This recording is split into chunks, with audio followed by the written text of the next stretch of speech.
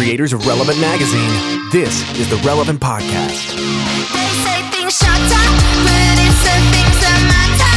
So go away, so go away. They say things shut up, but it's the things that matter. So go away, so go away. It's the week of Friday, January 20th, 2017, and it's the Relevant Podcast. I'm your host, Cameron Strang, and this week's show is brought to you by Compassion. At least 1/3 of the world's children live in extreme poverty, and when you sponsor a child with Compassion, you can actually help change that. When you sponsor a kid, you're linked with a boy or girl who will know you by name.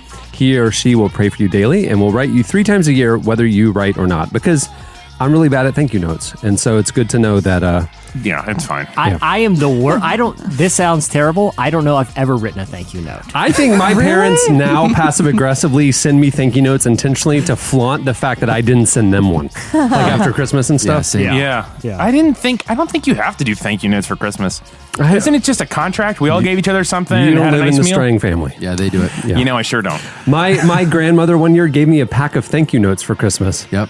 So That's a hint. I That is a could hint. very easily send a thank you note to all the people. It's like But stamped Cameron, and this is address. this presents a very meta issue because do you send a thank you note for the thank you notes that were a hint that you should give more thank you notes? No, it's Inception. It's a downward spiral. This is part of being in my family. The child you sponsor will receive educational assistance, supplemental food, clothing, healthcare education, and training, opportunities for personal growth and development, and lots of love and encouragement. He or she will be connected to a local church as well. Sponsoring a child through Compassion is just $38 a month, and 80% of the money you commit through sponsorship goes directly to the programs that affect your child. I know I say this every week when we talk about Compassion, but in case you haven't heard us when we talked about them before, they are indeed the real deal. Their leadership, the way they handle their money, what they do with their money, how they care for people, the compassionate nature of their work. The impact is Oh, huge. yeah. It's like unbelievable. Allow God to work through you when you sponsor a child in poverty, and for a limited time, receive a free year of Relevant Magazine when you sponsor a child today. You'll receive both the print and tablet versions. Just sponsor a child at compassion.com/free. That's compassion.com/free to receive this special offer. They can send you a thank you note for making relevant. And you'll send them a thank you note for reading relevant and sponsoring. I expect it 3 times a year, Right. and I won't reply. And I just think maybe we all just agree. Let's just stop on the thank you notes. Like I said, I'm your host, Cameron Strang. Here with me in our Orlando studios, Eddie Big Cat Oh, Koffels. thank you. There you go. That's for you. Over there, our social media maven, Chelsea Steele. Hello, everybody. On the ones and twos, our illustrious producer, my brother, Chandler Strang. Hello. And on the Skype line from Loverland, Virginia, Jesse Carey. Hello. How about thank you text, everyone? Why not I just send a text and just say, thanks for everything you're giving me this year, member of the family. Yeah. This covers it across the board. That is what I do. I'll send a text. Like I got a really good Parker Clay. What is that? Like a Dopp kit thing? The thing that holds Warby Parker? No, Parker Clay. They make like really fine luggage and stuff. I just sent a text with a little picture of me using it while I was traveling. My mom, Good enough. My mom sent a follow-up text asking how Cohen was enjoying certain presents that she got. And so then I sent back his feedback and pictures of him engaging said presents. There you go. There you go. But she had to initiate because I'm terrible at this stuff. Right. You got stuff Cameron, to do. what if you do this right now? What if you did this right now? You text your mom THX exclamation point. You know, and let her think, what is Cameron thanking me for right now? Because maybe there's something you forgot. Otherwise, she just thinks it's a blanket. Just thanks. Just no reason. Hey, thanks. And I think Just- you're covered there. Mom, Just thanks. periodically do that. Or just, Mom, thanks for everything. Mom, thanks for raising me. Yeah, have Thanks somebody for loving me. You know what? Just have somebody here at Relevant. Make it part of their weekly obligation. 3 times a year. Just pop into your iMessage and write a nice thank you note to Mom. I like it. She'll never know. We have a great show coming up today. Clearly. Coming up later, Lauren Daigle joins us. Oh, that is great. Yeah, she's a fantastic worship leader, a big fan. She's been through the studio a couple of times. She's on the show later. And also, we have on the other end of the spiritual spectrum, Father Richard Rohr on the show today. Yeah. Wow. So a little something for everybody. Deep. Very exciting. Yeah. You know, we record this podcast earlier in the week. You guys hear it on Friday afternoons. Well, there are certain tools available now to us for live podcasty experiences. And last week, right before the podcast came out last Friday, Very fun. Chelsea and Jesse and I did a little video kind of, I don't want to say preview of the podcast. It kind of had its own thing too, but we were doing an experiment on the Facebook Live idea. Facebook Live, so hot. It was a lot of fun. It went well. I thought so. I mean, and after the fact, I looked at it and I was like, oh, I wish I mic'd Jesse differently and different things, technical stuff. But that's part of it. You learn as you do it. And It's a but journey. it was crazy and it was fun. And it got us thinking about a lot more kind of like live things we want to do as an extension of this podcast. On Wednesdays, you might get a little interactive opportunity with the podcast cast as well. Which is Very kind of fun exciting. because it's like a double launch. Like, because we like hang out Wednesday and then the show comes out on Friday. Mm-hmm. So it's sort of like, It's like lunch. It's like a middle part of the day, middle part of the week. You just get a little snacky. Get you through. right, everybody that's like working. like a salad, like a salad with one of those weird salads with fruit on it. It's Yeah. got a little surprise in it. Yeah, when somebody puts fruit. I wasn't expecting a blueberry to be under this piece of spinach, but you know what? Here it I'm is. going to go with it. So here. you're saying that our Wednesday Facebook Live podcast thing is kind of like a spinach salad with a surprise It's the blueberry. hidden blueberry. Yeah. And your Maybe it's spinach not even salad. an intentional blueberry. That's the thing. Maybe it rolled over from, the whatever involved blueberries. I'm just saying it's a salad with a twist. It's not, this isn't like a boring Caesar here.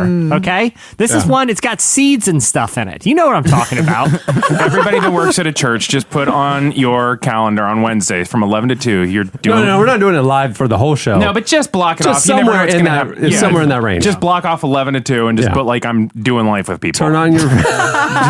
Block off that whole. Doing life just with in the case we do a Relevant 5-minute podcast. thing, I don't want you to miss anything. I don't want you to be at Jason's Deli with Tyler or anything like that. And, Just, and for the people who work at real jobs, they're sitting I don't know if that's they're sitting at their computer.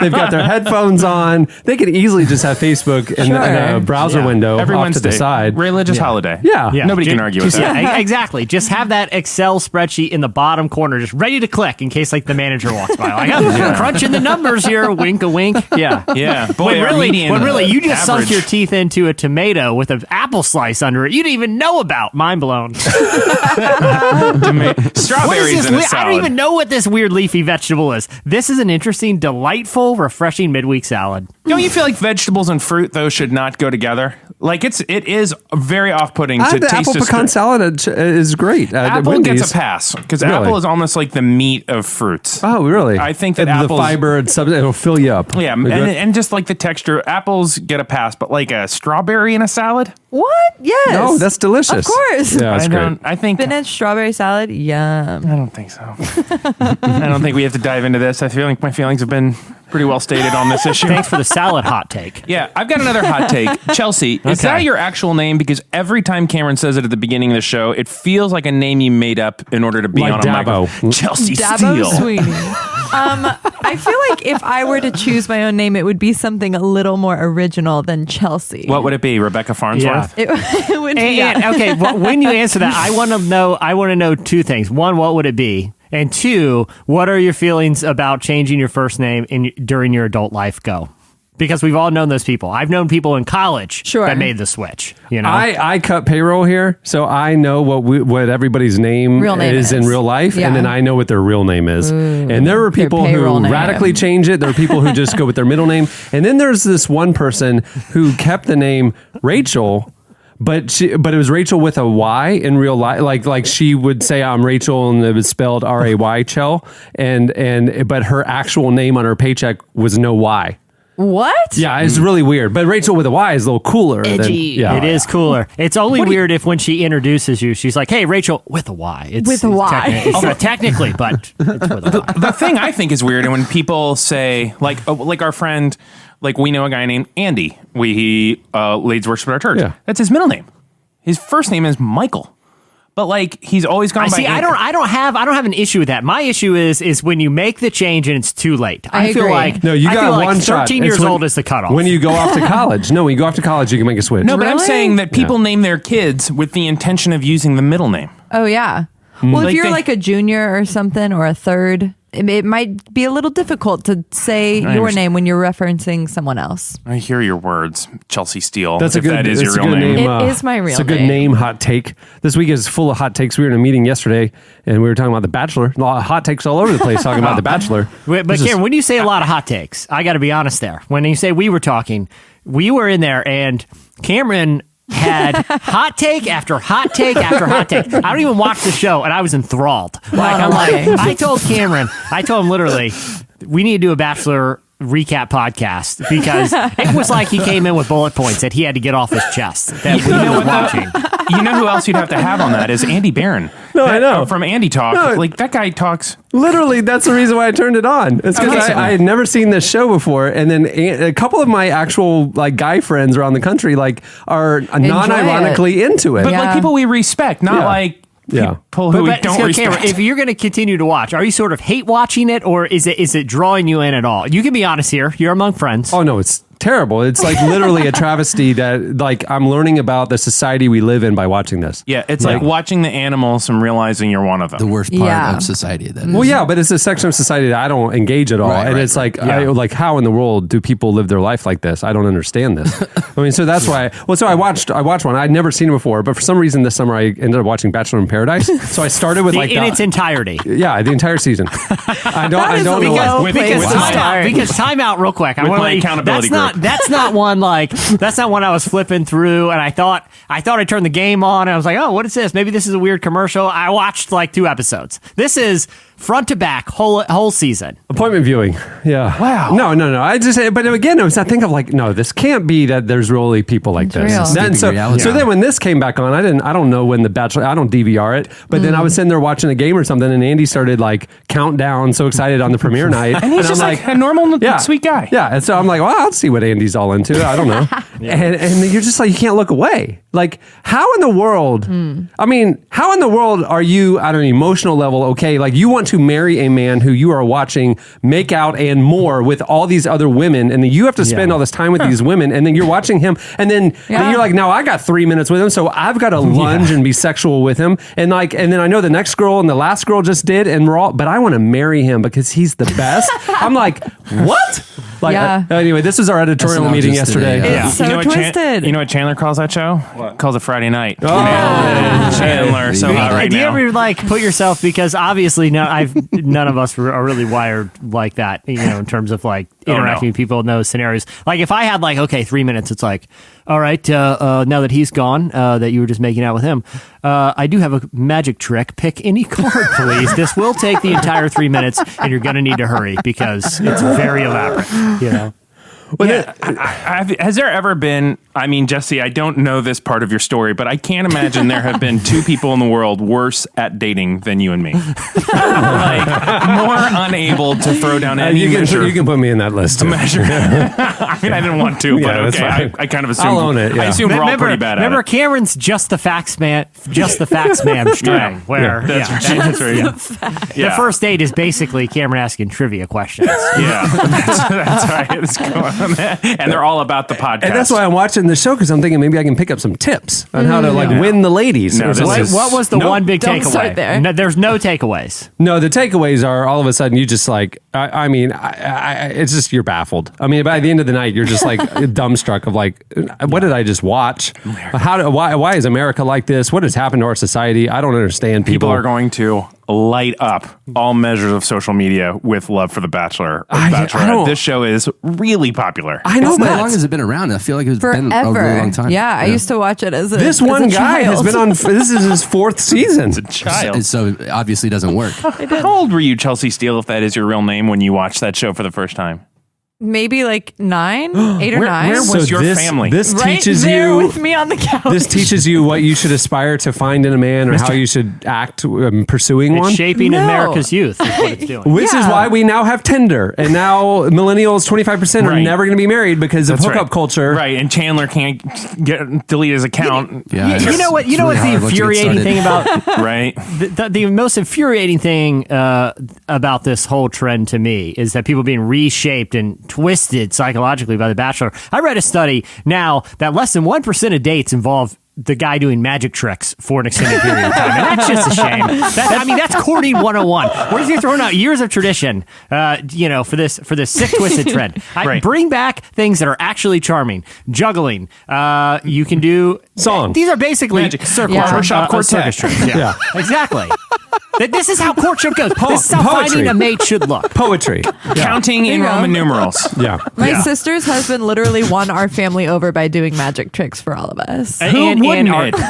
Exactly. Now he's a part of the family Yeah. because that's how God designed Was the final this trick thing. that he like pulled a wedding ring out of your sister's He was ear? like, and what's this? Yeah. Can I tell you an honest story about a magic trick that went very well at our house? Our friend Kyle, we know Kyle. His music has been on the show. Kyle Cox.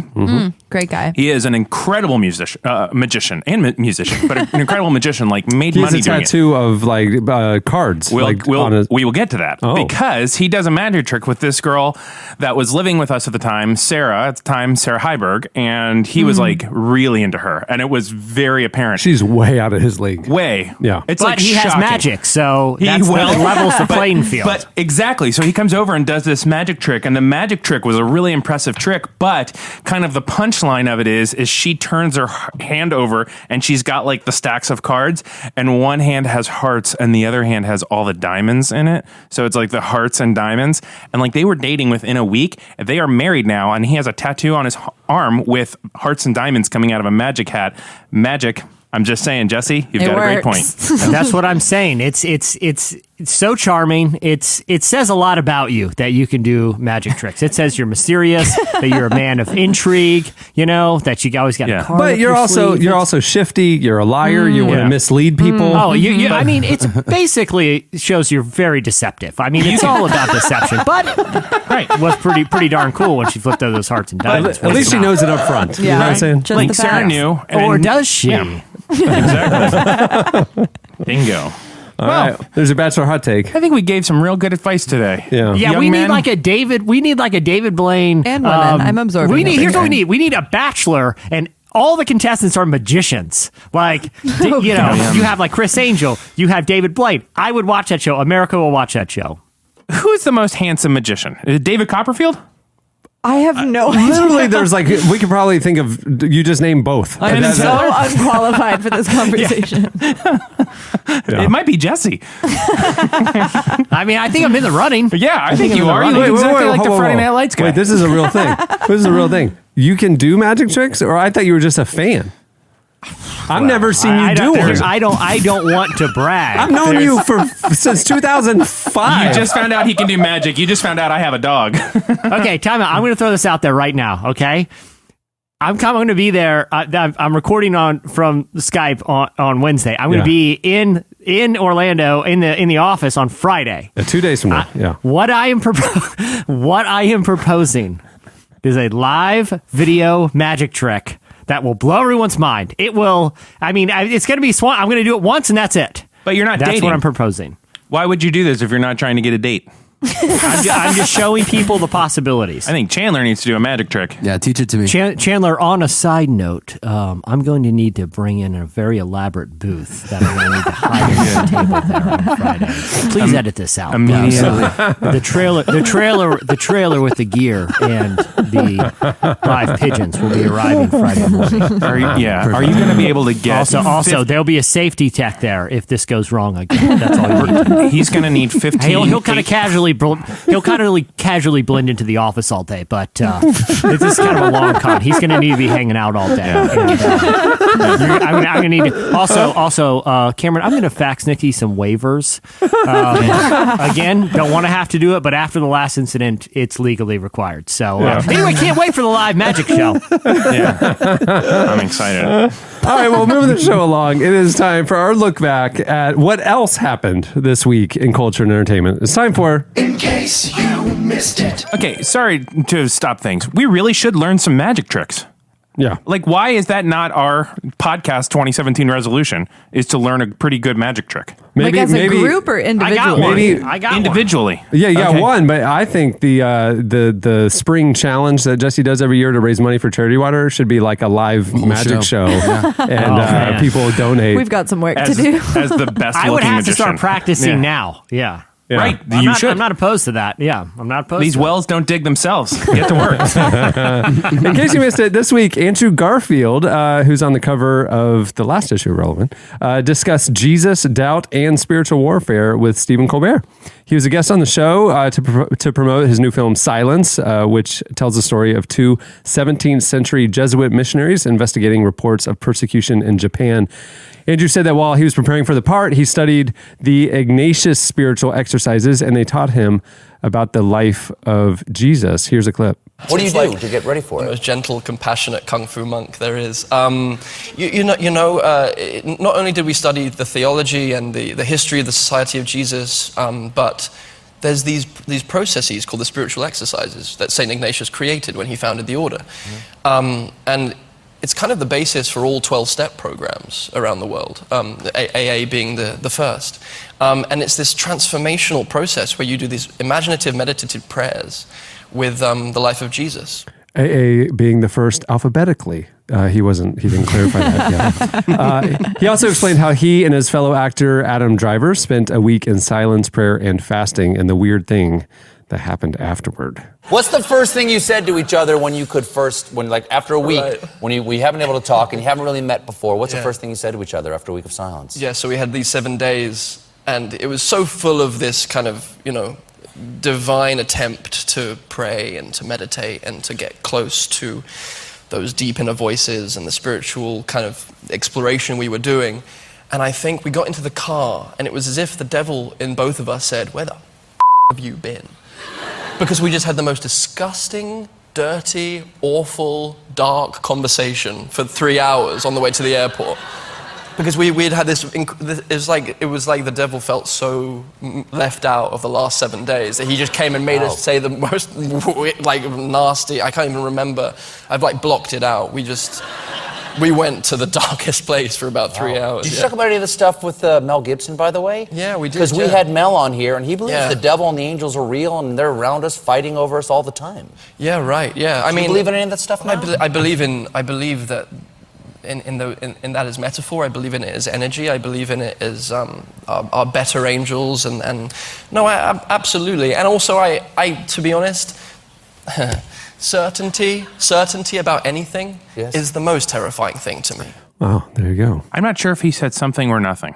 In case you missed it, Andrew Garfield is British. I had no idea. Oh, really? Yeah, I don't know. Yeah, I didn't either. I learned some on that clip, not about anything spiritual because he said a bunch of what, Yeah. but I learned that he's British. But I did think it was interesting because he's someone who's, he explained this earlier. He came into the experience with no context for faith. Right? Like he said he never studied the Bible. He didn't really know anything about Christianity or Jesus. And yeah, it may sound like unfiltered and kind of weird, but it's also from the context of someone, this is weird too. Like that's just an interesting experience for someone who is diving headfirst into trying to learn about faith. In our cover story, he told us that he related to the writing of Trappist monk Thomas Merton. He said, "I connected with Merton so much because he seems to always be on the knife edge between faith and doubt. He seems to understand that the opposite of doubt isn't certainty, that living with doubt is just as much a part of living with faith as faith itself." See, now that in our magazine, now that's something. No, I when didn't he's get no. telling Colbert, that's something else. But Man, we just ignited our Colbert relevant feud. I'm just saying Colbert didn't ask the right questions. That's all. Hey, in case you missed it, this week Nick Thune performed an entire set of youth pastor themed jokes on the Tonight Show. The stand-up comedian was once involved in ministry and is currently developing a sitcom about a church who hires a hip young pastor for ABC. Here's a clip of the performance.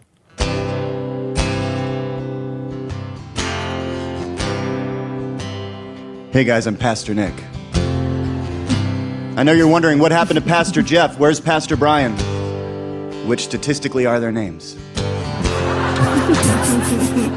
Don't worry about them. Let's pray. Bow your heads. Take off your glasses. Jesus was a stickler. Dear Jesus, I want to thank you for these noodles. Ramen. Oh, no. Just kidding, guys. I love them. And let's make a pour over and hang out, huh? I'm Pastor Nick. I'm a cool dude. No. It was like an entire 4 minute of like some cheesy, some funny, but all youth pastor jokes on the Tonight Show. It was a bold move, but I loved That's it. amazing. Bold move. Yeah. It's amazing how universal that is. Like everybody has done at least a week or two in youth group. Yeah, even if Gets you were the joke. center kid in your high school, at one point your Christian friend like got you to go to a youth event with them. And she dragged you there. But here's what, like the joke works on two levels because they're like jokes, but two, the other joke is he books the Tonight Show. Okay, still arguably the most important and watched late night show out there in terms of like for comedians. Colbert and he feud. decides to do the entire 4 or 5 minutes entirely on youth pastor jokes. It was a bold move, and I think that alone was funny and warranted the set. Yeah. All right. Well, in case you missed it, the song Somebody I Used to Know was turned into an 80s yacht rock masterpiece this week. Gautier's song was one of the most inescapable tunes of 2011, and this new remix shows it was still 20 years too late. The DJ named Tronic Box, which he also turned several Bieber singles into sweet 80s ballads last year. I've heard that. He remixed it into a smooth yacht rock jam, and it's fantastic. Here's a clip. Perfect. I can feel the warm sun and the breeze on my hair right now. My feathered hair. I am enjoying it. I'm enjoying a Zima. My linen shirt is flowing behind me. So much better than the original. It's wild. Huge electronic box. It's really enjoyable. Yeah. You just can't feel sad.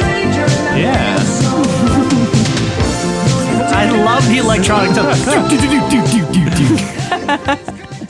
I have a yacht rock playlist on my Spotify, and it's full of stuff like that. Non-ironically, it's just wonderful music. It's extremely enjoyable. Okay, back when that album came out, I loved Gautier because half of the album was Sting songs. It had that yacht rock vibe to it. Yeah. What happened to that guy? Well, here's the deal. Literally last night, I'm listening to Elton John's show on Beach One, and he's playing a lot of new music. Like normally, he'll do like a lot of obscure stuff from old and new. Yeah. This guy, nobody knows music better than Elton John. It's phenomenal. His show, it's an hour. He buys every record on Tuesday. Literally. Or whatever day it is. Yeah, no, it's unbelievable, his knowledge It was of the music. first show I cried at. So anyway, this entire show... We'll get this back there. entire show was new music for 2017, brand new stuff that he was playing. And about halfway through the show, he just mentioned he was on the phone with Gautier the other day, and he's in the studio right now, and he's going to put out some new stuff this year. And Elton heard it, and he's like, "Guys, it's unbelievable. It's been worth the wait." Like, I wondered too, like, where'd he go? Because I actually really liked that album back when it came out, and it just dropped off. But he's coming back. Kind of does the Bon Iver thing. Hopefully, he's just when you feel like it. collaborating with Tronic Box on this next record. The only thing because that song was such a huge hit, and a lot of people's interaction with him was only through a radio single and not the album. Sometimes that's a blessing and a curse for an artist because they get huge, but they risk just being always the one-hit wonder because they can live in the shadow of like a massive hit. Because that song was literally everywhere. No, I'm not saying the entire. I mean, it's almost like who's the Take Me to Church? Hosier. Hosier. It's like it wasn't like that where it's like, okay, this one song and the rest of the album is terrible. Gautier, like it like 2/3 of the album is really good, you know. And it was like, okay, there's more that this artist has in that one song. And then when he didn't come back, I was like, oh man, he got trapped in the one hit wonder thing. But I'm glad to see that he's doing some. That's cool. Yeah, there you go. I like that yacht rock. Yeah, man. Tronic Box. Dude, yacht rock. Probably what I would change my name to. Tronic Box. You already changed your name once. Yeah, but Chelsea Tronic Box Chelsea Steele. And then she just transitions to her new middle name eventually. Box. Yeah. In case you missed it, this week Natalie Portman says she made a third of what Ashton Kutcher did for the movie No Strings Attached. The actress who is currently in the critically acclaimed biopic Jackie. Unbelievable. Revealed that Kutcher made 3 times more than her for the 2011 rom-com in an interview with Marie Claire. She said, I mean, we get paid a lot, so it's hard to complain, but the disparity is crazy. Compared to men, in most professions, women make 80 cents to the dollar. In Hollywood, we're making 30 cents to the dollar. And the 2014 Sony hack revealed how common the pay gap is, even among the industry's biggest stars. I found that both Jennifer Lawrence and Amy Adams got paid less than Bradley Cooper, Christian Bale, and Jeremy Renner for American Hustle, despite it essentially being an ensemble film. Yeah. Yeah. had Natalie Portman been nominated for her Oscar when No Strings Attached came out? I don't think so. I think that was for Black Swan. Right. I want to say that was like a year or two later. Wow. But No, I'm Black Swan offended wasn't after. Black Swan was, That I was thought, in like 2010. Yeah, it was before. Yeah. So well, she maybe- was an maybe- Oscar actress. Next to Ashton Kutcher. Yeah. Getting Wait, paid it's 3 times as offensive much. to. I mean, obviously, the pay. It's offensive to me that Ashton Kutcher got paid 3 times more than anyone, much less an Oscar-nominated winning actress. I can't believe it. I This can't is believe the the guy American who was Hustle in thing. Punk'd Yeah. and wore Yeah. Von Dutch hats. Jennifer You know? Lawrence was the lead basically in that Yeah, movie. to me, at minimum, it's just going to be all 5 of you are paid the same, and at most, you would actually pay more to the person who steals the show, which was Jennifer. Wow. Yeah, isn't that crazy? Yeah. It's offensive. Well, in case you missed it, the creator of Blackish is remaking White Men Can't Jump.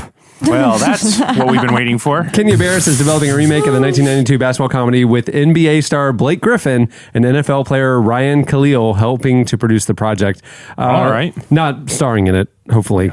Though the original film starring Woody Harrelson and Wesley Snipes was a mainstream sports comedy, it also occasionally touched on some heavier themes, including race, friendship, and morality.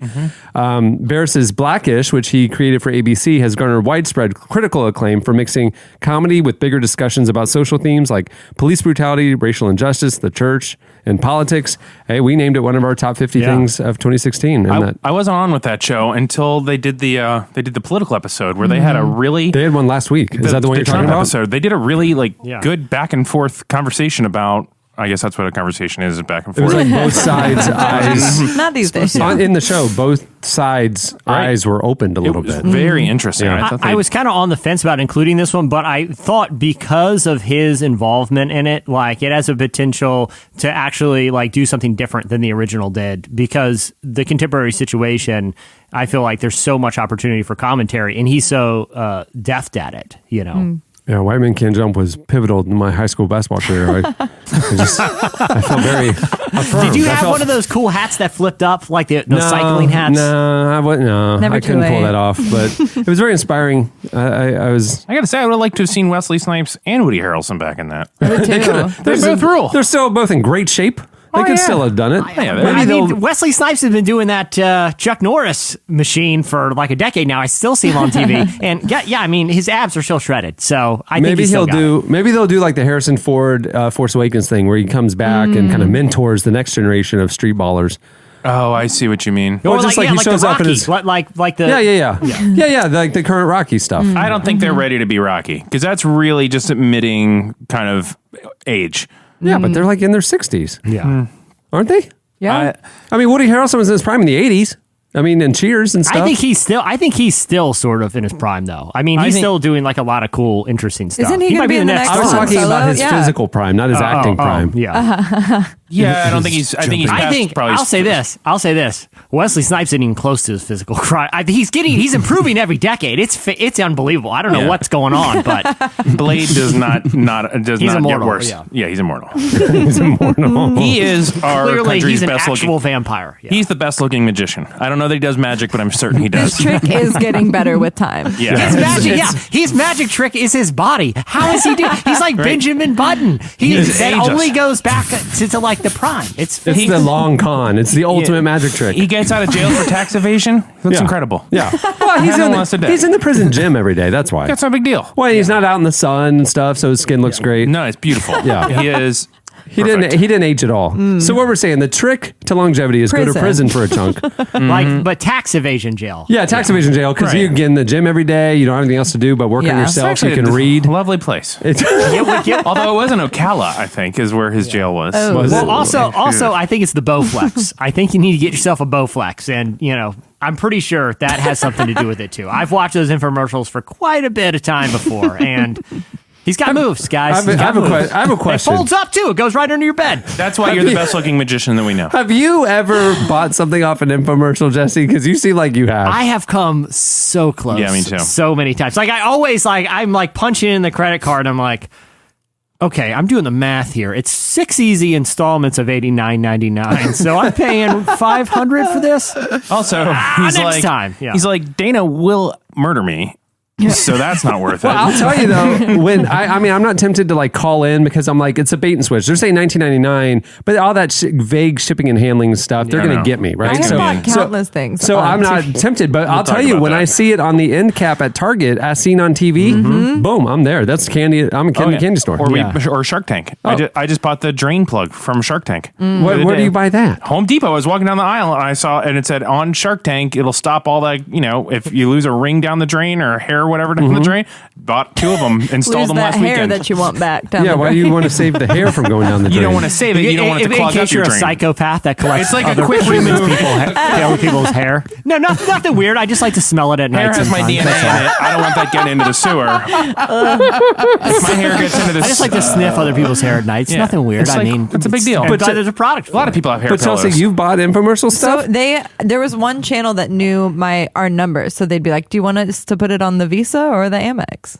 No. Yeah. What? Like, what have you bought? Like, literally what? My favorite purchase was the Magic Bullet, which is now sold But you can buy at that Target. anywhere. Well, there was a time where you couldn't. Wow. when they did the whole half-hour thing in the Yes, kitchen. and there was like a grandma who always had a half. Wait, but wasn't that cigarette like the hanging out. party and they had like a NutriBullet party infomercial? I like And that just one. with 1, 2, 3 3, that's right. seconds, you can Wow. make any meal. But that was a whole like drama. There was other people entering, and you kind of saw some tension between the second couple that came. characters. Yeah, exactly. They were legit characters. The one that I almost one Saturday morning, because it seems like that's when I mostly encounter the infomercials.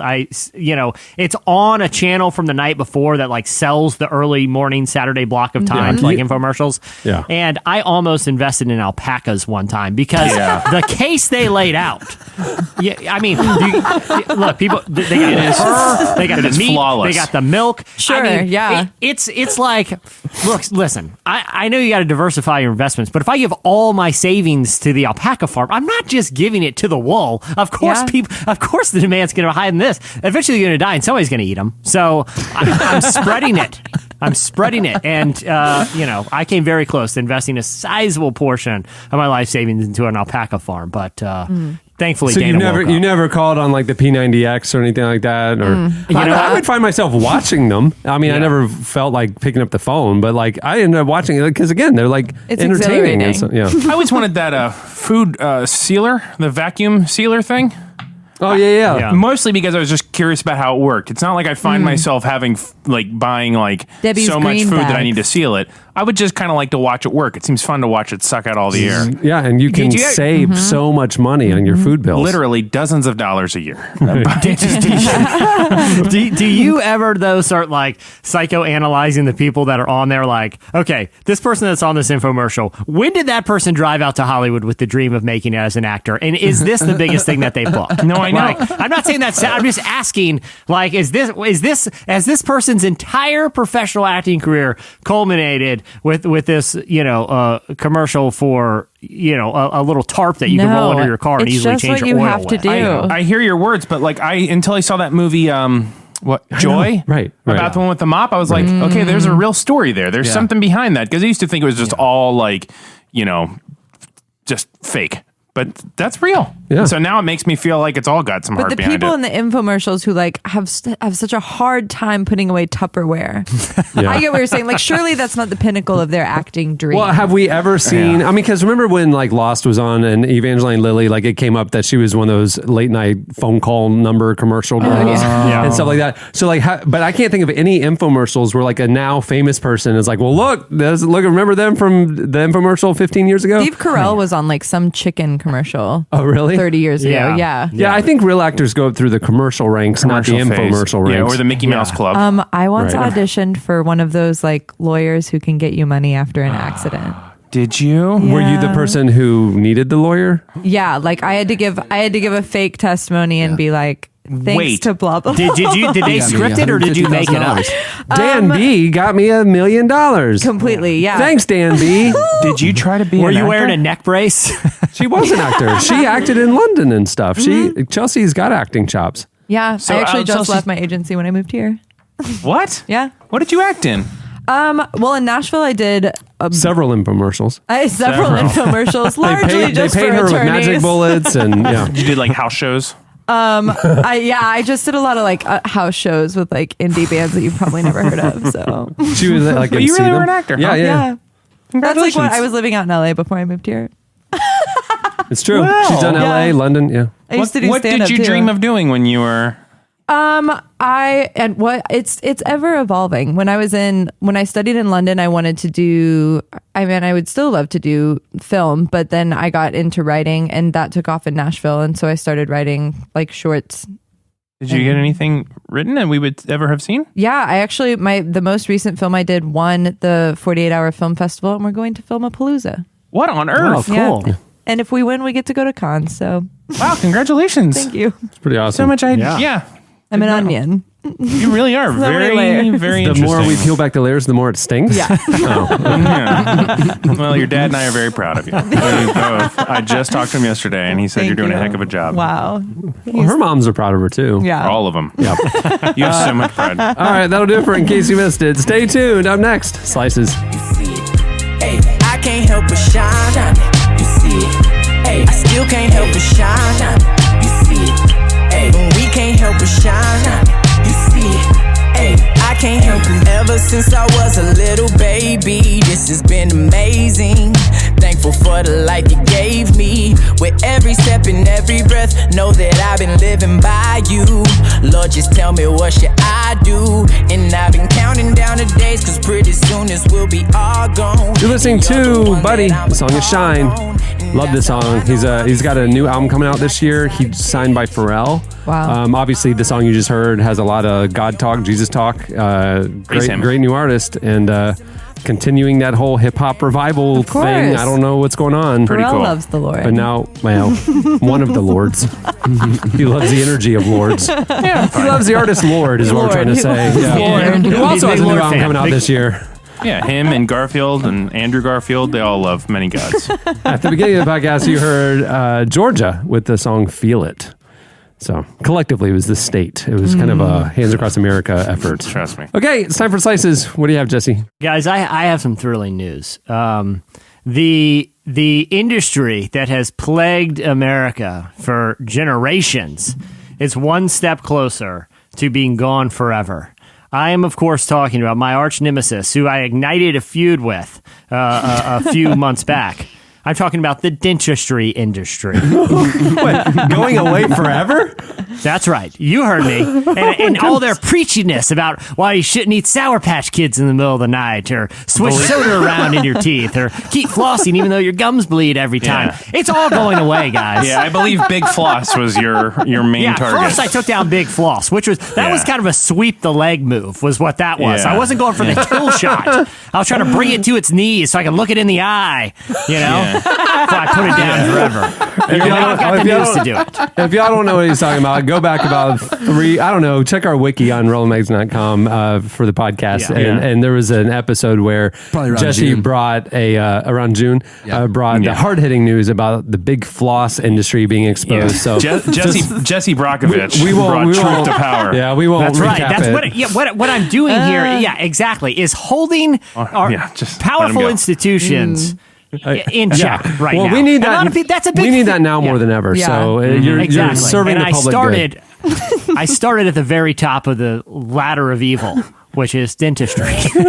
And like I said, why I started with taking down floss was because no one expected it. It was a surprise sucker punch. Now I'm going straight for their bread and butter, which is fillings. The dreaded, the worst thing about the industry. So anyone who's got a filling knows the process. You go in with a drill, they drill out a portion of your teeth and fill it with like metal or whatever. If you're they like don't me, do metal you've anymore. had dozens. They don't do it. You know- They don't do metal anymore. It's some sort of white substance. So you don't have like gray teeth. Yeah. Yeah. Either way, it's very unpleasant. Yeah. And like I said, if you're like me, you've had dozens and will likely have dozens more unless I'm successful at bringing this industry down, which could happen soon because scientists in the UK were studying. Hold on. Can we stop for a second? Do we trust scientists in the UK telling us about teeth health?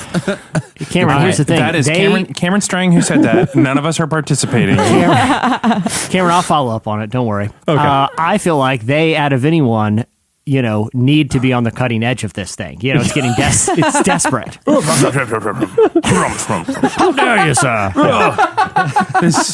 Boulder Dash. Kind sir, I beg you, please stop them. My teeth are exemplary. Yeah. So anyway, they're studying these clinical drugs that can. What they do is they stimulate stem cells in different parts of the body, and they were looking for different cures for Alzheimer's diseases. For Alzheimer's disease, but what they found was that this chemical, when applied to a tooth, will actually make the tooth regenerate. That means you could hypothetically, it's like starfish liquid. Put this chemical into the cavity. Like I said, in my case, you have dozens to experiment on here. And the tooth itself will regrow from the inside and will be as good as new. No drilling, no filling necessary. Ladies and gentlemen, the end of dentistry as we know it could be upon us. Jesse, strange twist to this though. Actually, if they pull a tooth and they put the same liquid on it, it'll grow a whole new you. So you can, it's like asexual reproduction. It's like how starfish, you just pull off their leg and you get two starfish. Is it a tiny you that lives like in the tooth hole in your mouth though? Yeah. So if it's a tiny British you though. So if I put the Sour Patches in my mouth, tiny me's are just like dicing it up and putting it down my throat because I like the sound of this too. Yeah, but it's definitely British, the little version of you. Master Carey. I was very excited about that, but I have a twofer for you guys today. This one involves I think you mean Europe a toother. Nailed it. Yeah, today's a toother. Yeah. So I don't know if if people out there listening, if anyone's looking for a new job and they're really stressed out right now, they may just need one. They need something that isn't going to require them to bring a lot of work home or to be able to unplug more. A town in the Austrian countryside has a perfect job for you. This town has a hundreds of years old house that's built into the side of a mountain. It's picturesque. It's the Austrian countryside, which for years has served as a Christian hermitage. Well, What's hermit, that? It's basically a house where someone who is essentially like a monk lives there. It's like a non-castle monk abode. Yeah. So like like Richard Rohr lives at a hermitage. No, that's with lots of people. Yeah, an abbey and a monastery are different than a hermitage. A hermitage would just be kind of like a house. I thought an abbey and all that was like there was a cathedral attached to it. Yeah.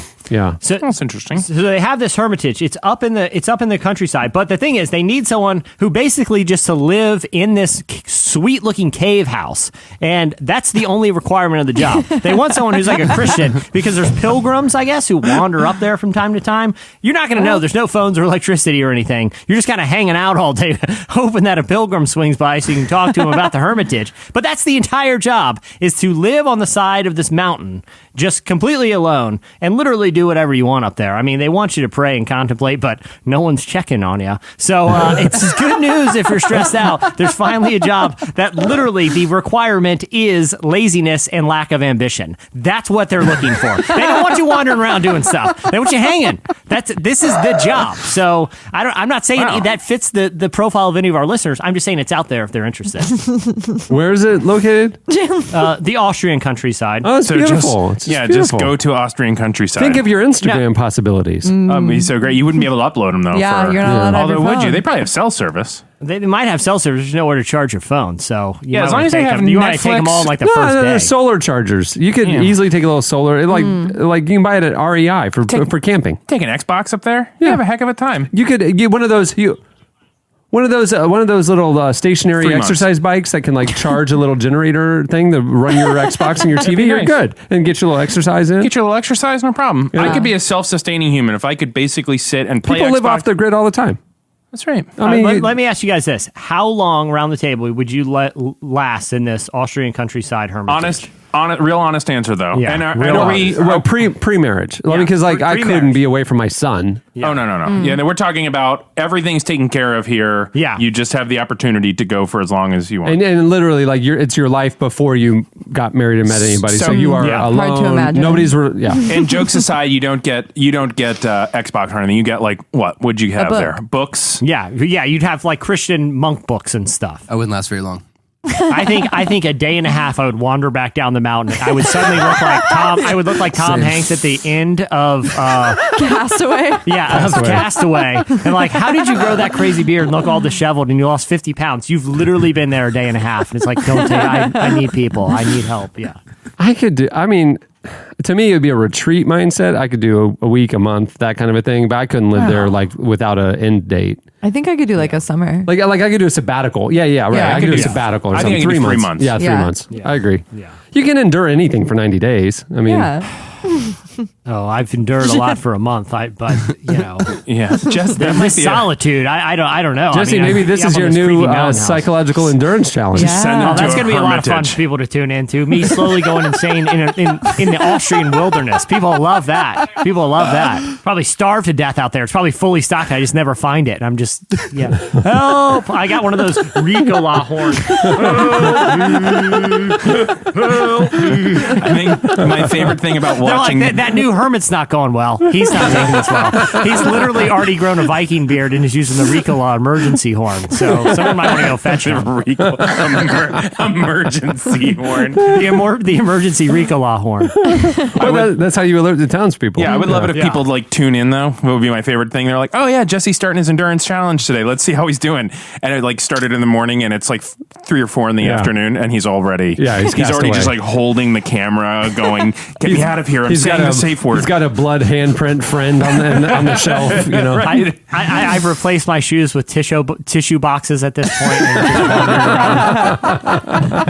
just wandering around. For reasons that are never clear, my fingernails grew like they're curling like those weird people at the back of the Guinness Book of World Records. Like, help yeah, me. totally. And you're like Howard Hughes, but immediately.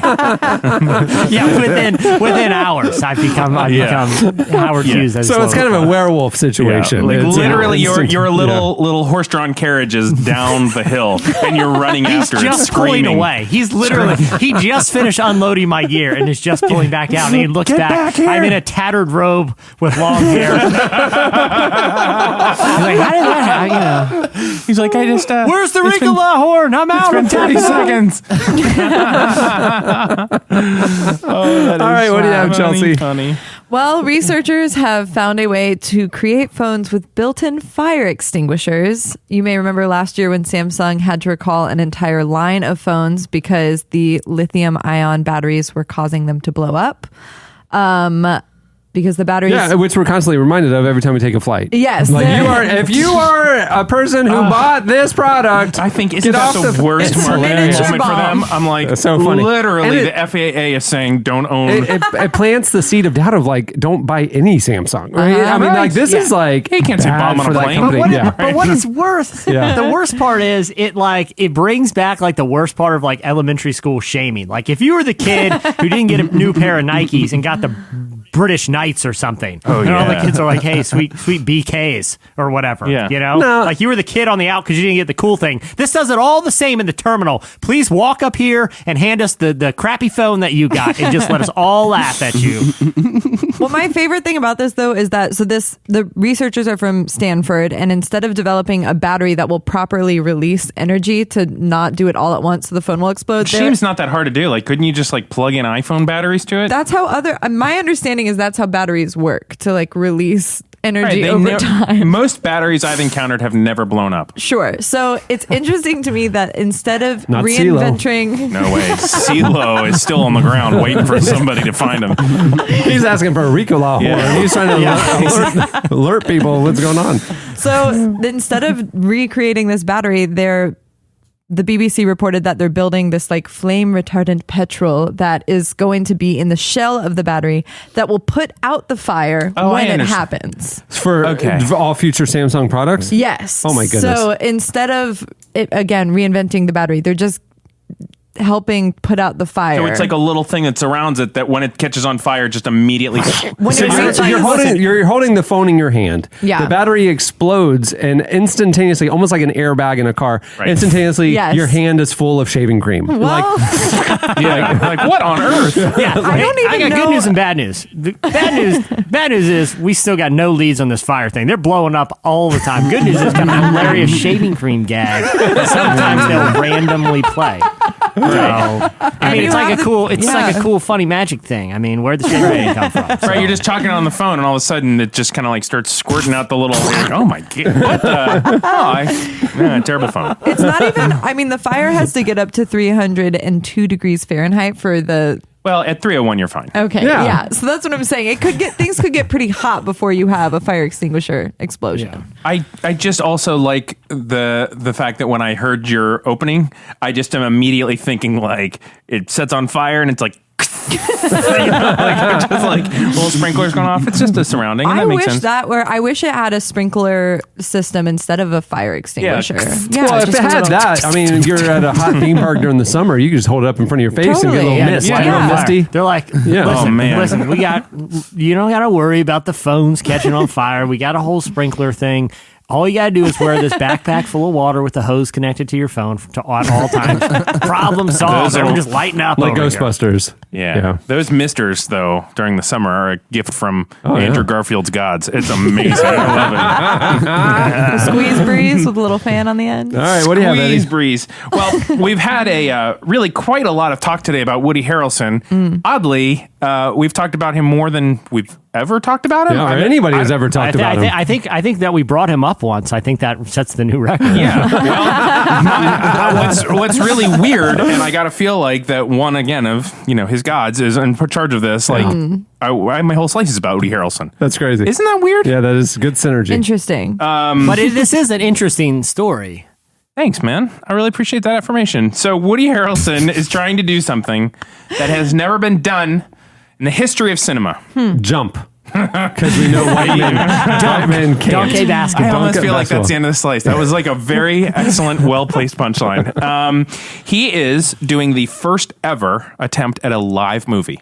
It is going to be a one single shot movie, and it's going to be around London. I almost said the city of London. So it's not like a stage play. It's a movie with different. No, it is a movie that Owen Wilson is helping with. I forget there was somebody else famous that we knew of that was going to be helping with it.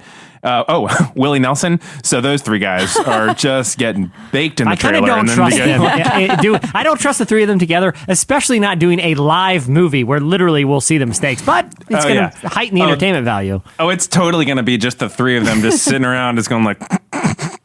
Oh my gosh. What's the point of the movie? Like, what is it? There was a time, I guess, in 2002 where Woody Harrelson was in his wilder days, or maybe his more known wild days. Yeah. And he got arrested in London, and it was like 3 a.m, and it was this crazy night out. And apparently this movie is not an exact recreation of that night, but it is basically a dramatization of that actual event. So it is, but he's not playing himself. He's still playing a fictional character, but it's like a one crazy night in London sort of thing. That's interesting because the timeline works out. Because most movies will span, with cuts and everything, they span a period of time. And a live thing has to literally just be 2 hours. Almost like the show 24. But does it? I mean, couldn't they walk from one room and walk out and then pans over so you could do scenes? Yeah, you're right. But generally it's just a night. So like a night. Yeah, that makes sense. So they'll do a little time shifting. But so it'll be one of those things that's like broadcast live, like those boring things you see before movies, like the opera or something. It's going to be like one of those? And then it'll be released live. Oh, but like you have to buy those. Then it'll be released as a movie. Oh, okay. Yeah, but I think the fact that you can watch it live, like that's probably the only time I would watch that. Like I was recently binge watching 30 Rock. And the episode that they did, I think it was season 5. They did a live to tape, live broadcast. No scripts. The cuts were live, and like I remember watching that when it aired. Do you guys remember that episode? Yeah, I told you it was terrible. Yeah, it was terrible, but there was like a thrill to it happening live. Like it felt participatory as an audience member because you literally didn't know what would happen. But it did not hold up on rewatching like on Netflix. No. This is my criticism of it because I remember seeing The West Wing live, 30 Rock live, ER did one. I remember watching when I was a kid. None of them are ever good. It feels like movies work for a reason. And I kind of feel, and Woody Harrelson alluded to that as well. They're like, what would you say to people who are trying to like do this? He's like, it's harrowing. And he just kind I of mean, laughed. it's the difference between our edited podcast and our terrible Facebook Live stuff. I mean, it's like, well, there's a reason why we cultivate this after the fact. You know, and like, movies are an art. Most of the art happens in Well, the this podcast editing is an room. art. Yeah. No, nobody's doubting that. I mean, it's I'm trying to think, like, if it's probably intended for an American audience primarily, I would think that'd be where the bulk of their revenue would come from. So then if you're doing a live thing, kind of like the Super Bowl or something like that, it would be 9 Eastern, 6 Pacific, probably, which would mean that in London it would be 2 a.m. they are, and it is a middle of the night thing. So they're doing it from like 2 to 4 a.m. Yeah, and it'll be in like 500 and something theaters, and it'll be live that night and then released. Wow. I mean, I'll see it. I That's think probably a it'd way be, they can shut down streets and stuff. I mean, in London, to shoot in. I mean, Sure. totally. And I do feel like they're, and I'm not saying this is like the wave of the future or anything, but I appreciate them giving it a shot, because there's a lot of talk right now about like, what's the incentive for people to even go to the theater anymore? Because, nice TVs are relatively cheap these days. Yeah. And you know that within a few months, you're going to have access to the movie that you can pay, $12 for to go see it in the theater. You're going to be able to watch it in your living room for whatever you pay for Netflix or whatever. So I do think there is going to be a lot of talk about these types of experiments, even if they end up terrible, because they need to figure out ways to continually get people into the theater, because it's probably a dying thing if they don't. I think it's probably better to think of it as a good like theater production rather than an awesome movie like Con Air or something. Like it's probably better. If they did a live recreation, shot for shot, of Con Air, that would be just the take my raddest money. thing. Just take my money. Take it all. Yeah. So hot Woody Harrelson beat today. yeah. Wow. Interesting. Yep. Be on the cover of the next magazine. All right, that'll do it for Slices. Stay tuned. Up next, Lauren Daigle joins us. I've been a romantic for so long. All I've ever heard are love songs singing, oh, go on, I dare you. Oh, I dare you. You're listening to The XX. The song is I Dare You. It's from the new album. And all the tracks I've heard so far are really good. Not great, but really good. Yeah, I like it. Yeah, it's good. Good, solid XX album. I call him 20. No, they're lowercase X's. They're not Roman numeral X's. It's lowercase X's. You could say That's still 20 in outline form. Love the I'm assuming that's where they got it. They're doing a outline. 20 outline. There's no period at the end, though. Oh, now we got a problem. Yeah. Now I don't know what it means. It They don't means know the XX. those maniacs don't know what they're doing. Yeah. Those lunatics are going against Roman numeral conventions. Yeah. This week's feature segment is brought to you by Blue Apron. Blue Apron makes cooking fun and easy. They provide you with all the ingredients that you need to make a delicious meal in exactly the right proportions, and they deliver it to your door. Blue Apron, some of the unique things about their ingredients, their seafood is sourced sustainably under standards developed in partnership with the Monterey Bay Aquarium Seafood Watch. Awesome. Their beef is raised humanely. Their chickens are free range. Pork is raised naturally. Regenerative farming practices are used for produce. So it's a positive. Oh, it's Big just fan. like Native Americans. Like you plant corn one year and then you plant other things the next year. No. Legit though, it is supposed to be Right, no, that's have what- a dramatic impact on the Sustainability, environment. yeah, absolutely. Research shows that Blue Apron families cook nearly 3 times more often than people who would rather eat at McDonald's. Some of the meals available. Those are the choices. Either Blue Apron or you're eating McDonald's poison. Yeah, non-regenerative produce. No. Yeah. They purposely degenerate. Scorched earth. Some of the Blue Apron meals available in January, if you were to subscribe, you're going to get steered pork chops with farro and cranberry chutney, Slowly. Yeah. Say this slowly. spaghetti squash, Turn up and the- marinara with up the- mushrooms and garlic nuts, Turn up his bass a little tiny bit. spicy shrimp, and Korean rice cakes with cabbage and furikake. Oh. Yeah. Like we're on The Bachelor all of a sudden.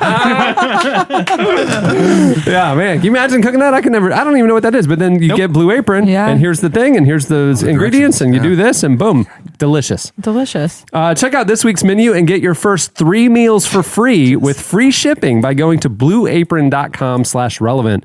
You'll love how good it feels and tastes to create incredible home-cooked meals with Blue Apron, so don't wait. That's blueapron.com/relevant. Blue Apron, a better way to cook. Bet Chelsea will love it. My dad loves it. Lauren Daigle is a Grammy-nominated singer and worship artist with 2 albums that have topped the Billboard Christian music charts, including her acclaimed debut, How Can It Be? We recently talked to Daigle about worship, her process of making music, and how it helps her connect with God. Here is part of Aaron Hambury's conversation with Lauren Daigle. When you don't move the mountains, I'm needing you to move. When you don't part the waters, I wish I could walk through. When you don't give the answers, as I cry out to you, I will trust, I will trust, I will trust in you. It seems to me like there's always been a tension in Christian music, or particularly when it comes to like worship and stuff, because certainly as an artist, you want to do everything that entails, right? So you want to innovate musically, you want to have good lyrics, you want to be creative, but at the same time, you also want to be useful. And, you know, if you're doing worship, you want to be useful for something that's really important. Yeah. So how do you approach that tension in your own writing and thinking about being an artist? Wow. This is a great question, because this morning, in fact, and last night, so I watched Phil Wickham at this event that we were at, and his artistry was out of control. It was so inspiring, but he never lost in the sense of his creativity on stage, never lost bringing forth the presence of God. And a lot of times when we want to kind of take on the role of an artist, we want to project like our sense of creativity for the world to enjoy and love. And in that, sometimes God can use anything. God will use anything. God can use someone who isn't even a Christian, in my opinion. But a lot of times it makes us kind of become the focal point versus what we're actually singing about. So living in that tension is really difficult. And there's moments when I step on stage and I'm like, okay, I really want these people to like me. I'm nervous. I want people to enjoy this. Okay, I'm going to do this, this, and this, and this. And I go straight into like, how do I perform so that they are captured? And in that moment, the Lord's so faithful to tell me immediately like, whoa, that's what I'm asking you not to do. Don't live there. And I'm like, okay, all right. So back to the tension question. I think it's keeping your spirit open, because God is the ultimate creator. But it's being alive and existing in this relationship with Him and this intimacy with Him that allows us to pour forth the creativity that He has designed for His audience to listen to. So a lot of times, you know, my display of creativity is wanting to adore Him, but also wanting people to be able to connect with Him.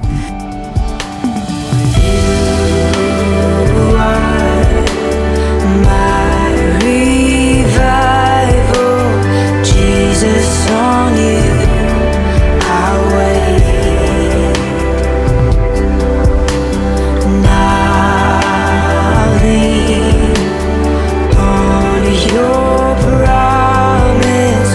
You will renew my strength.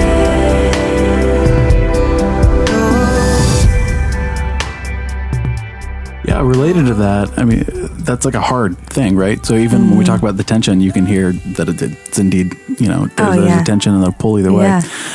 So it seems to me it'd be a lot easier to just be a different kind of artist, right? To sing just about anything other than like, hey, I'm going to write some stuff and it's going to teach you about God and it's going to be vulnerable and all these things. So why do you do it? Why worship music? Oh man, that's a great question too. Well, when I was 16, in that stage, it's kind of funny. I was diagnosed with an illness. That's funny. But I'm kidding. I was diagnosed with this illness. Yeah, very funny. I was diagnosed with this illness, and I ended up kind of going through this season of loneliness and went through kind of a depression. But in that process, I knew God had something on the other side. Like I never fell short to the idea of, all this is happening and I'm gonna just crumble. I was kind of like, all this is happening and I'm getting depressed, but I know there's something on the other side. And in that season, He came and really met with me and showed me what He thought about my future, and he started giving me visions and showed me plans and things like that. And I would always say, okay, God, I'll sing for you. I'll sing, but I'm not doing Christian music. Keep me far away from that. That is the bully of creativity. That's the bully of artistry. I'm not doing it. And then I was like, and especially worship music, because that's for old people. Of course, I'm so wise at 16 years old. Right, yeah. But at the time, all I had known is like choir, singing, and so I was like, I can't be a part of that. I'm 16. And so I ended up saying, all right, I'm going to put that aside, but I'm going to be the light in the darkness. And that's great. I think that's a beautiful thing. But so all that to say, come around 17, I try out for American Idol, make it in Hollywood, whole bit. And I just remember breathing into the microphone. And at the time I was leading worship at this church, and I just remember thinking, God, if you don't meet me here with the same way that you meet me at church when I'm leading worship, all of this is null and void. And I was cut the next round. And I think that was God's way to show me that my heart was molded for worship, that as Christians we're molded to worship the Lord. And I needed that experience to see how intentional my relationship with the Lord had gotten, because I think I was often in this pendulum of trying to work for his affection. And I needed him to show me that worship is the thing that unhinges all of my religiosity. So, in all of that, if I have just a slight part in bringing people to that encounter where worship is their source of strength, then I think I've done what he's asked. And I think it's just the humor of God that he would bring me to the thing that I thought I was going to hate and just have no regard for. But actually, it was the thing that made me come alive the most.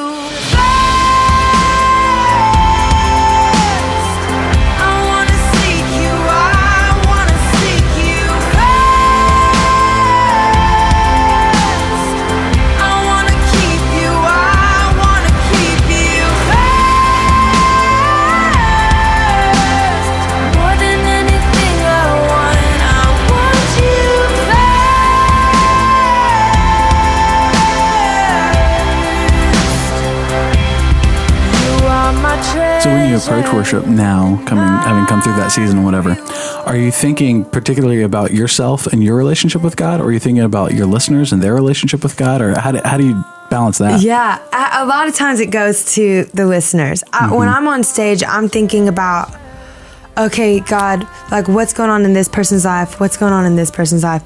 Can you just like give me some insights so that I know where to pour in? Like I want to be God's advocate at all times. So like, what do you want me to do? And that comes with not even opening my mouth. You know what I mean? Yeah. That comes with just existing. But my desire is that he would just use me to let them have his presence in their lives, because there's not all people know who Jesus is, you know? And so I think once I get on stage and before stage, I'm really focused on the audience. But there's moments where God's like, hey, a lot of times your best reflection of me is when you're in communication with me versus like trying to figure out what's the best system for these people to reach me. So that's the other tension I have to stay in, is like, don't try to just be this robotic servant, but instead like worship and enjoy the truth while you're in it.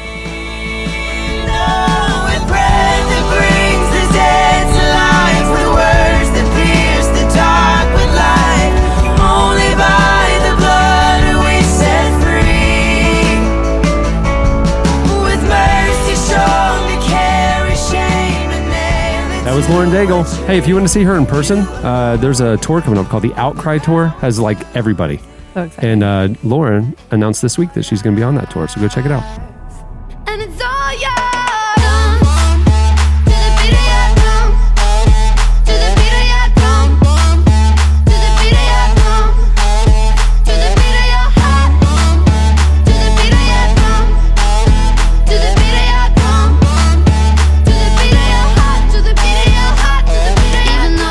listening to Mo. Well, it's got the big line through I the love O, her, so it's yeah. kind of like mirror. Yeah, Roman numeral. but like literally, she was at Lala, and I was backstage next to her, and I don't know how to say her name because we heard from a publicist. It's not Mo. It's Mira. I don't know. It's like I didn't. interesting. And I froze up and I forgot. It's like M, Swedish. and then you just weep. The song is Drum. Richard Rohr is a Franciscan friar, a renowned teacher, and the author of more than 20 books covering topics like theology, spiritual exercises, and how to re-understand our relationship with God. We recently spoke with Friar Rohr about what being a friar has taught him about living out his faith and why the practice of contemplative prayer can be life-changing for Christians of all backgrounds. Here's part of our conversation with Richard Rohr.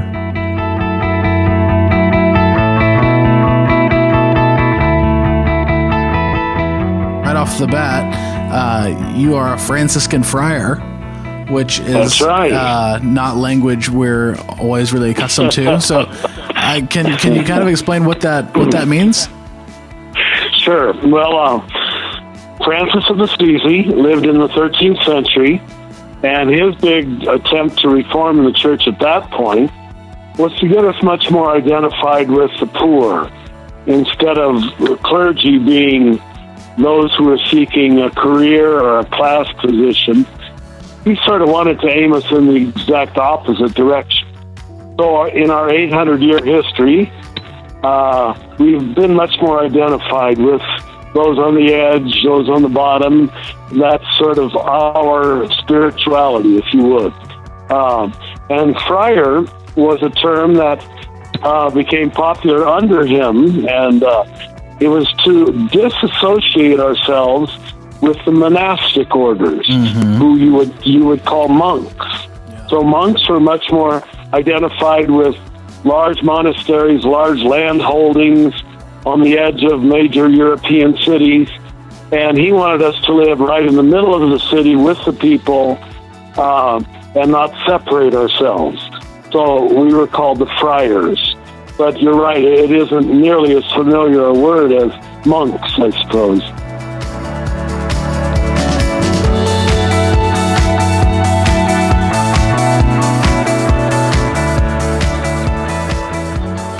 What does your liturgy look like? I mean, is it comparable to what we think of when we think of a Roman Catholic service or Mass? Or Well, I had Mass early this morning here. I'm in a poor Mexican-American parish. They're in Albuquerque. And what you have to learn to do is work with what is.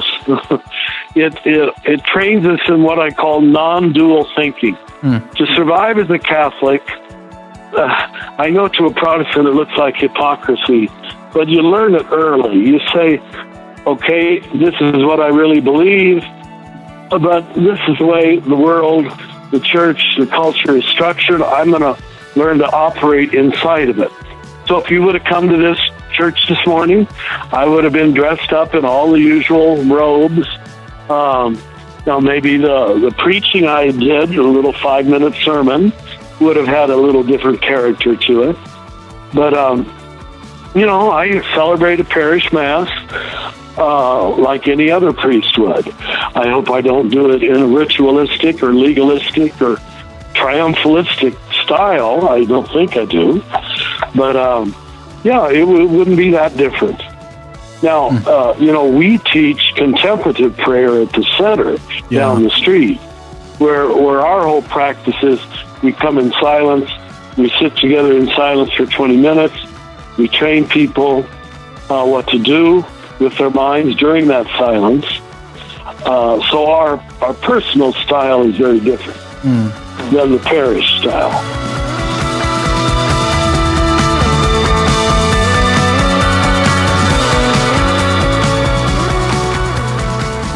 Contemplative prayer is largely a practice of disidentification with your own compulsive thoughts, your own obsessive feelings, which, I always say when I teach contemplation, most people do not see things as they are.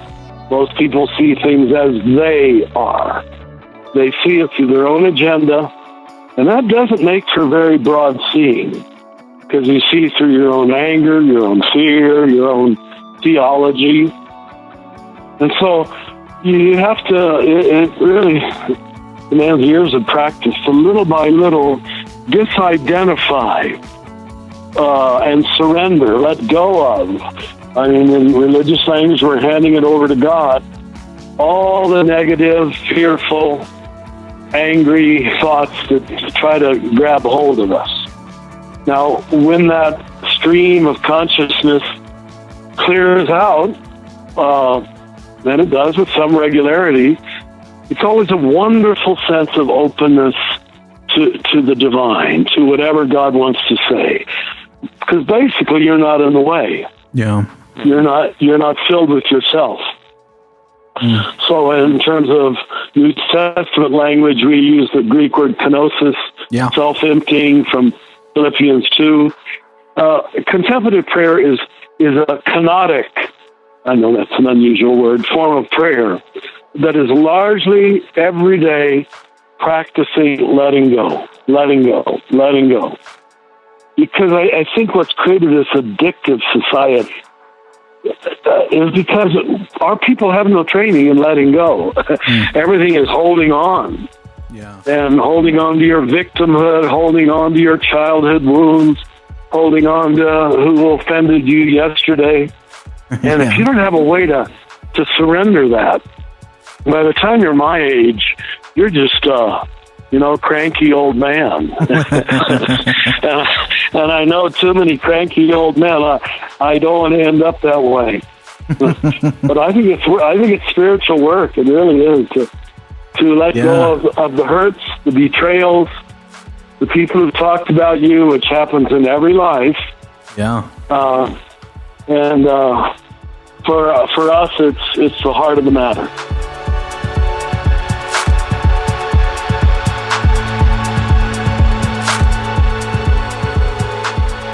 I want to talk just real quick about what the mystics know, which is 7 pathways, the subtitle, I guess, 7 pathways to your deeper self. Can you tell me what your deeper self is? I mean, it obviously all relates back to these same ideas, but what do you have in mind there? Sure.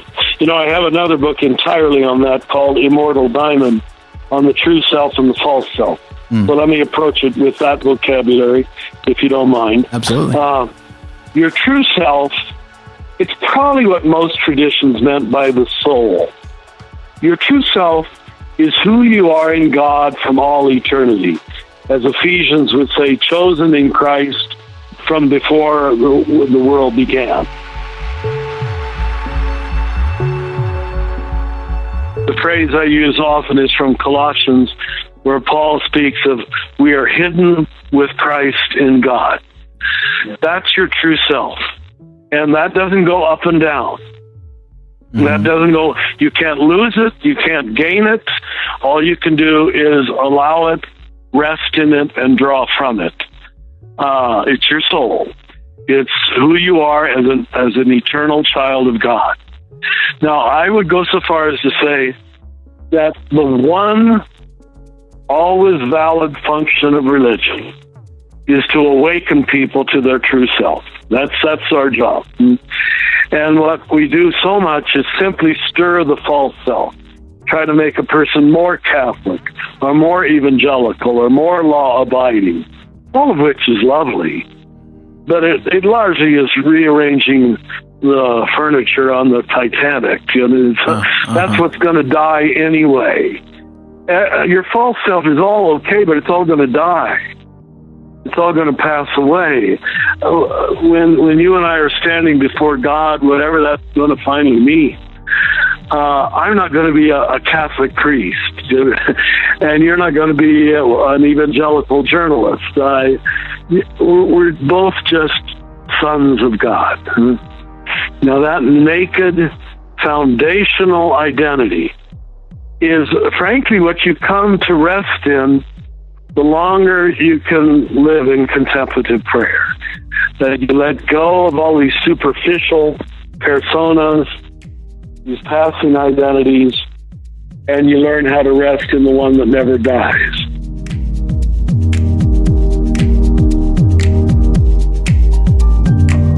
That was Richard Rohr. Make sure to check out his most recent book, The Divine Dance. It's not an instruction manual.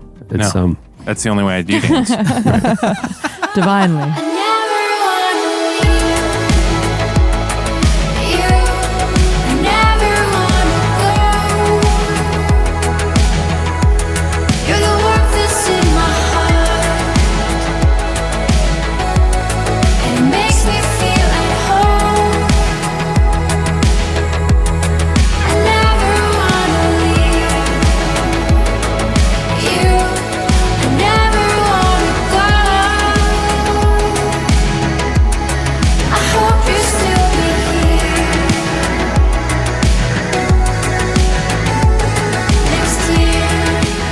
As kids, we were told to watch where you're going, and Jesus says the same thing to us spiritually. Author Rick James explores all of the New Testament alert and awake teachings and delivers his caffeinated findings in the new book by Nav Press, Watch, Wide Awake Faith in a World Fast Asleep. Learn more at navpress.com and subscribe to their blog, thedisciplemaker.org.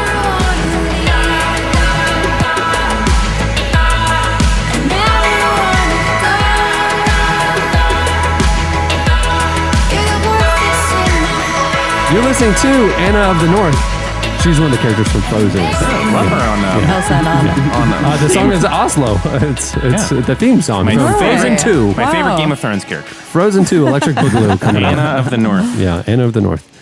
Okay, it's time for your feedback. Last week, before we get into feedback, this is where we do our corrections and apologies.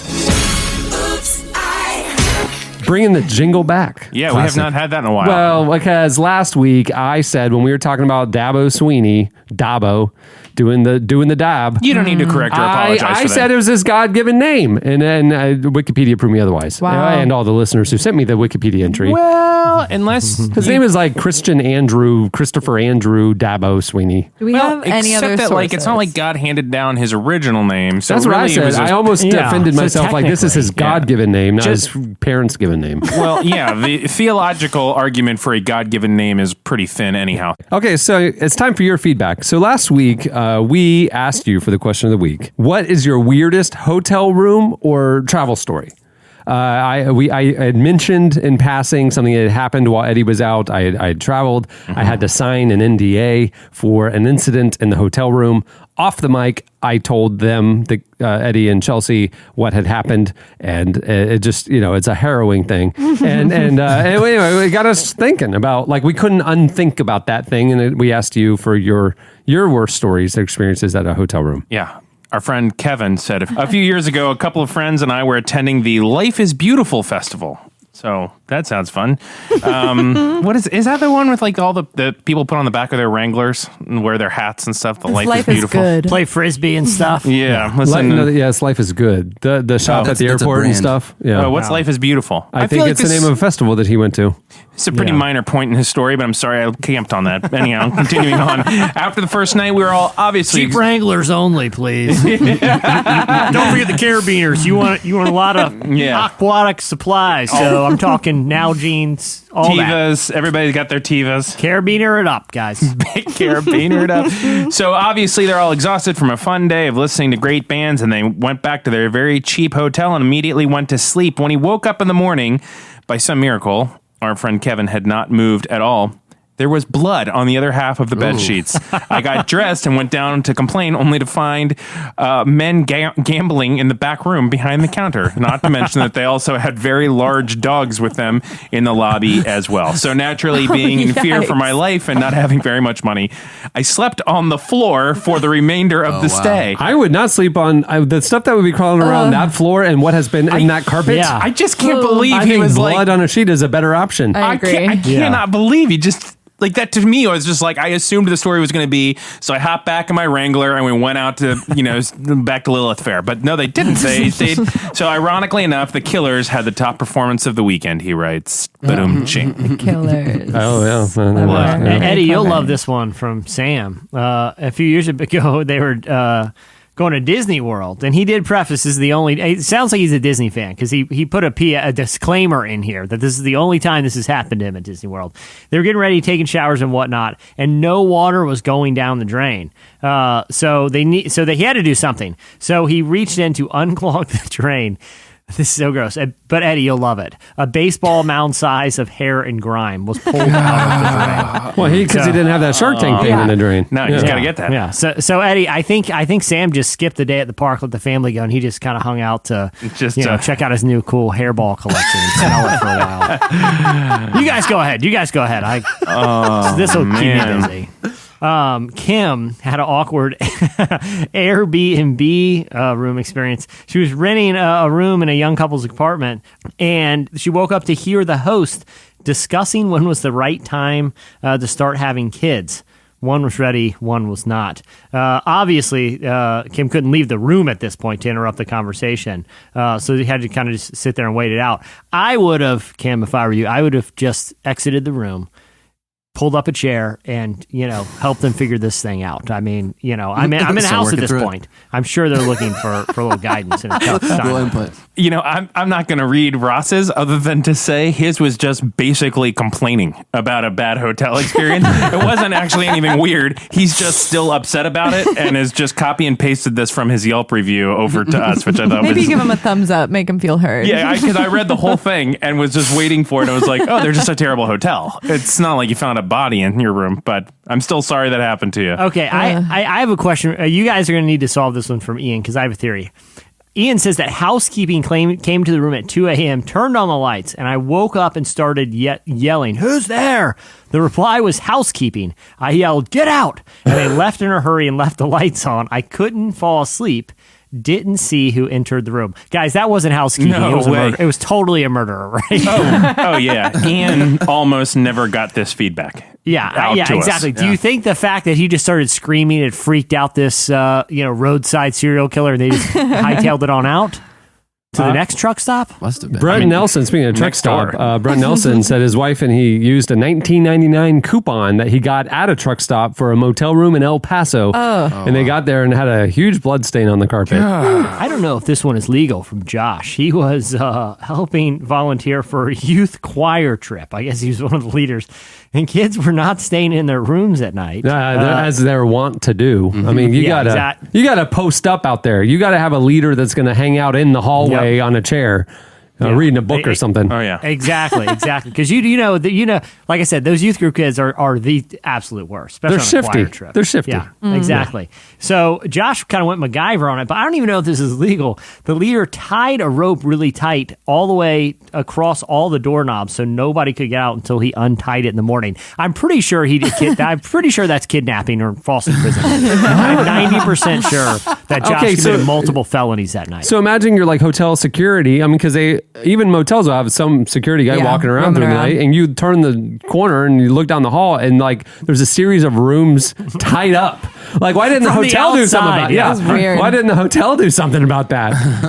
I went to a summer camp one time where they would put duct tape across, like make an X over the doors at night to make sure no one was getting out. In. But it doesn't prohibit you from, like, if there's a fire, you can get out. It's just, in the morning it's sealed. Problem that they used to do on our chorus trips, and kids, if you're listening, this is a pretty good tip for you. They would put masking tape across, so if you just push the door open ever so slowly, it would gently pull off the tape. Yeah. And then you're like, no big deal. So this is a real thing. I mean, they mark doors. 100%. I mean, maybe I didn't go on enough youth group trips, or maybe I was part of a good youth group. I feel like I went on youth group trips. I was in terrible youth group and chorus, all of it. And we would just sneak all the time. We would having a locked door or some sort of rigged door is no problem. I mean, we would easily find a way out the window. No problem. But most of those like motel windows, they don't open. I mean, because they don't want people jumping out of them. Right. We found a way. Where there's a will, there's a way. I would always just post up next to the hotel phone and just be dialing other rooms' numbers and be like, this is Mr. Simpson. You really need to be quiet in there, and you just prank calling your friends all night. None of it works. That was so. Eddie, you were the cool kid on the choir trip. I was pretty cool. Eddie, give me that phone. I'm going to call in a bomb threat here. Get everyone out of the rooms. wink. I'm not coming back. I was a pretty cool tenor. Oh man. Oh, that'll do it for your feedback. It's time for this week's editorial question of the week. Hey. Well, that's easy. I want youth group stories, youth group trip stories. Oh, yeah, that's a great point. I mean, normally we sit here for 5 minutes off mic, just trying to talking about the show, figuring out what the right one is. No, I want to know more of these. Just terrible youth group experiences. Youth group trip experiences. Yes, youth group trip experiences. So hit us up on Twitter at Relevant Podcast, or you can post your longer ones on the podcast episode page at relevantmagazine.com. Do lock-ins count? Yeah. Oh, yeah, absolutely. Anything that's an overnight youth group experience. There are very few smells in the world like the end of a ski trip middle school bus. And you just open that door and just Pringles cans come rolling out, and it's just the worst smell ever. Yeah, I mean, it's just all like that wet, sweaty, ski awful. clothes. Yeah, hormonal. Just the middle school. The pheromones. This is a stinky. I didn't like high schoolers when I was in high school. Like I just I don't like youth group kids. You know, it's like I don't want to. Yeah, I'm already 25. I gotta get out of here. Oh man, that's funny. Well, thanks to the show sponsors for making this episode possible. Remember, when you go to compassion.com/free and sponsor a child through Compassion International for a limited time, you'll also receive a free year of Relevant Magazine included. And also thanks to Blue Apron, check out this week's menu and get your first 3 meals for free with free shipping by going to blueapron.com/relevant. That's a really good deal. 3 meals for free with the shipping. And it's like not just for one person meal. You can do a date. You could bring some magic tricks. Pick up a little Blue Apron. On a special night. Yeah, you maybe do it on a Monday, and put on the Bachelor afterwards. Just like a little couch. This makes, Cameron, all you're doing is solidifying my big mail order magic trick service that I've been workshopping. So I can see something good in the future here. So we subscribe to Blue Apron /relevant. You subscribe to the Magic Trick mail delivery service, and you DVR the Bachelor, and you're set. I gotta tell you, Magic Trick subscription service is an amazing idea. I'm going to Shark Tank this thing. Right? You pay, a little bit a month, and you get another magic trick to master each month with instructions. I am seeking $350,000 for a 0.5% stake in my company. Who's with me? Mr. Wonderful, I'm looking at you. Am I, Cubes? We're still in proof of concept, so I have no sales to show you, but we are killing it. Yeah. Oh, I'm sorry. Before I hear any of your answers, some of you look like you're already out. I can't help but notice, Mark Cuban, you have dirty years. What's this? It's a business card. Don't forget. There it is. I could see this as an infomercial. Pretty good pitch. Yeah. Chelsea would have to host it. She's got the acting chops. Mark, would you pull out your wallet? You see inside of that, next to your $100 bill, is a 3 of diamonds. How did it get there? How did it get there? How was it there, Mark Cuban? I had one of the employees here snake it for me. Yeah. I jammed it in there. I also borrowed 100 because I'm in a really tight squeeze. Money's not well. I've dumped a lot into this magic thing. But how did the employee get there? Probably should be That's the telling you. question. Yeah. How did I get here? That's my question. Yeah, for how you. did I sneak past security again? Thanks also to Lauren Daigle for joining us. She just announced she's going to be on the Outcry tour this spring, so check that out. You can follow her on Twitter at Lauren_Daigle. Thanks also to Friar Richard Rohr for talking to us. You can follow him on Twitter because the Friars are big tweeters at Richard Rohr OFM. Every tweet is just blank. It's just a silent, beautiful. A very long, like return, just to kind of like bring silence and Pull you peace to your in. screen. Just, I like that. Yeah, just so you can breathe a little. You know? Yeah. And at the very end of like 30 lines of blank, there's like one single emoji. Dance. The dancing salsa lady. It's the salsa lady. The halo and the dance. The divine dance. Yeah. Oh, the halo and the dance. Yeah. Darn it. Good one. Yeah. Or while you're online, following them on Twitter, head over to relevantmagazine.com and you can subscribe to the magazine. The new issue featuring Ira Glass on the cover and a lot more is out now. And if you subscribe now, you will get our massive, exciting March issue where we're debuting a big redesign. Like, I want to talk to you more about it, but part of it is like, I just love it when I walk in the front door and it's sitting there. I'm excited for you to see it. I don't want to hear We're anymore. deep in the design process. We're deep in it's like, I will it's going to be a fun new season. I did get a sneak peek of the some website stuff that's happening. Did you really? Yeah. But the funny thing is they're using me Like it was like some mock-up sometime, and I'm like walking. I saw that. I'm like walking past the office. I'm like, why am I up there? Yeah, and it was a column you wrote, and no, it wasn't. It was a fake thing about like veganism. It was JD messing around, but he like just needed dummy text, so he used a dummy. But your little face was on it, right? My little face with my little pink shirt on. Yeah, little blue eyes. Are we gonna have a big reveal for the new all magazine? of the dummy mock-ups are either veganism, Eddie, or lots of Star Wars references. That's true. That's what he does. Yeah, and yes, we're gonna have a huge party. Like a move that bus type situation. Yeah, it's a redesign. It's we only do this every 4 or 5 years. I mean, it's exciting. Like it's exciting. A lot of changes, and then obviously we have a big new website reveal coming up very soon too. So, yeah, we got some stuff up our sleeve. We'll talk a lot more about that. How we're going to roll this out so everybody can experience it. So it'll be fun. So subscribe now and get be grandfathered in on the cheap pricing because it's the big redesign is going to be a big changes to the magazine, higher quality. Prices have to go up because it's going to cost a lot more to make. Right. So, but it's like investing in alpacas, though. That's what I'm saying. if you subscribe now, you'll get the new awesomeness for the old price. So go check that out. relevantmagazine.com/subscribe. On that note, we'll wrap it up. I'm Cameron Strang. I'm Eddie Kaufholz. I'm Chelsea Steele. I'm Chandler Strang. I'm Jesse Carey. We'll see you next week.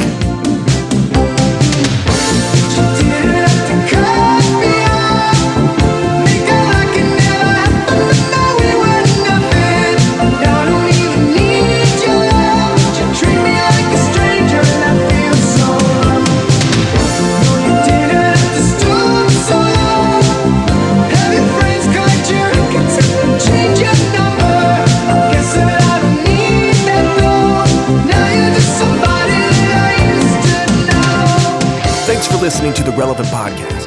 Connect with us on Twitter @RelevantPodcast and get bonus material from this episode and more at the podcast section on relevantmagazine.com. And don't forget to check the magazine out. It's available on newsstands and at the iTunes App Store, or you can subscribe online at relevantmagazine.com/subscribe. Was always something that I'd done. But I don't wanna live that way. Reading into every word you say. You said that you could let it go, and I wouldn't catch you hung up on somebody that you used to know. You didn't have to cut me off. Make it like it never happened. We wouldn't have had.